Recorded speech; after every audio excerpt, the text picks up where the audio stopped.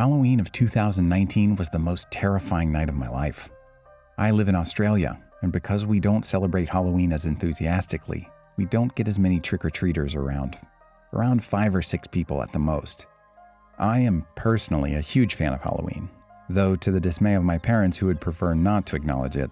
Obviously, that leaves me in charge of putting up decorations and handing out candy. This particular year, Halloween fell on a school night, and a storm began just after 6 o'clock, which unfortunately meant my efforts preparing the decorations had pretty much gone to waste. So, ignoring my better judgment, I still waited for trick-or-treaters in the living room and watched The Conjuring to pass time. Around an hour and a half later, I got a message from my friend M on our group chat, asking if anyone would like to mess around and go trick-or-treating. At first, I was confused. We hadn't gone trick-or-treating in over 5 years. But I decided it would make the night more enjoyable, as nobody was knocking on the door anyway. My other friends, who I'll call S, C, and H, all agreed, and asked them where we should meet up. M quickly replied he couldn't make it, which is strange because he was the one who offered to go trick-or-treating. But he suggested a house with lots of candy. Me, S, C, and H all arrived at the house within a half an hour. A large table with a pumpkin bowl filled with lollipops stood on the front porch. And after checking the windows to make sure we weren't being watched, we emptied the ball between us, leaving only a few to avoid suspicion. As we turned around to leave, we were greeted by 2 men dressed as clowns approaching us in the driveway. They had huge painted smiles and tilted heads, and I could tell we were all creeped out. One of my friends screamed as they started bolting towards us, one squeaking a rubber nose as they chased us. After running for what felt like an eternity, we finally lost them. We decided to go to M's house so we could discuss what had just happened in a safe area.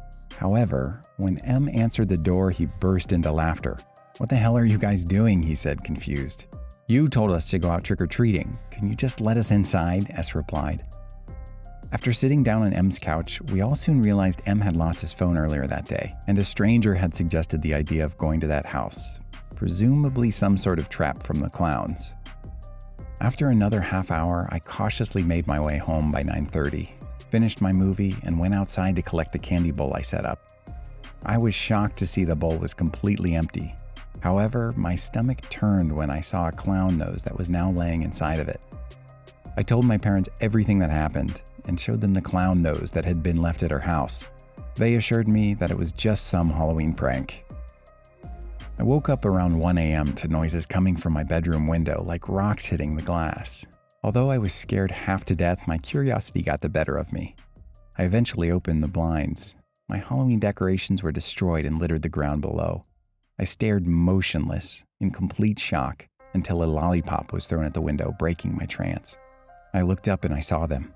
The 2 clowns perched upon my neighbor's roof looking down at me. I screamed and ran away towards my parents' room. I'll skip the details that followed, but the police were called and the clowns were not found. The officers informed us that they would check the house my friends and I had trick-or-treated at, and they left in about a half an hour. The following morning, we were told the house was abandoned, and M's phone was discovered inside.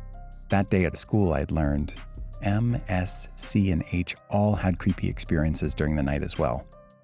I'm not sure if the clowns followed us home or they somehow tracked us through M's phone. All I know is that Halloween is only a few weeks away, and I'm completely terrified they'll return.